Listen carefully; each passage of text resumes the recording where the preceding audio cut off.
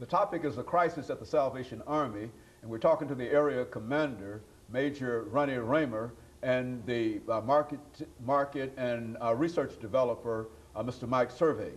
And of course, Mr. Servais and Major RRaymer, before we had our first commercial break, we promised Mr. Servais that we'd give you an opportunity to talk about your extensive experiences in the Salvation Army. I say that because I think I spoke to you earlier, and you not only did you give me some information relative to the Salvation Army, but you've been involved in quite a number of social activities. And so let's get that information on record here today. You live 59 years and stay awake, you're going to get involved in some things. But my family, to keep it comparable on the history thing, my family got involved with the Salvation Army during the Great Depression because the Salvation Army pulled my grandparent and her children out of a junkyard in Wisconsin during the Depression and fed them and housed them and got them medical care to cure polio and rickets and provided them with shelter.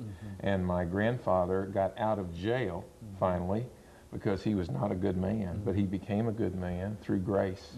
And he committed his life and his family's lives to the Salvation Army, and it started there.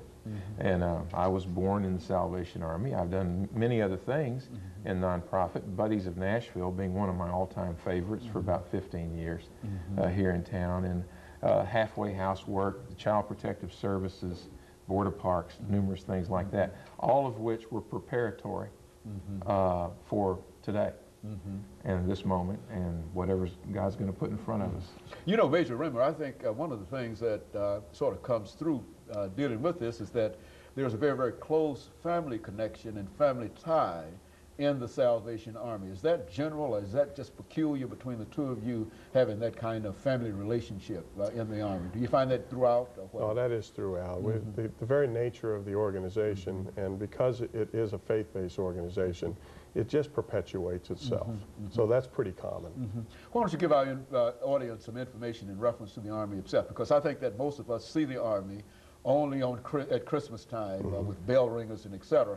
And we certainly know that it's more than that. Let's talk about a short historical sketch, if you will, dealing with the Salvation Army.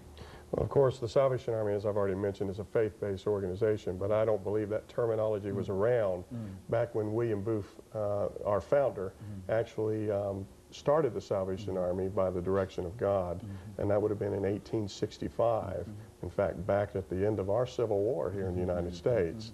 And the Salvation Army has grown from that, of course, worldwide. Its main mission is to preach and show the gospel of Jesus Christ. In other words, to win souls to the kingdom of heaven through Jesus Christ. Now, we do that both in word and action. The Salvation Army's motto from the very beginning takes its heartbeat from William Booth, who said, soup, soap, and salvation. You got to clean them up and feed them first before you can talk to anybody about the love of Christ. And that's been our motivation from the very beginning and still is today here in Nashville.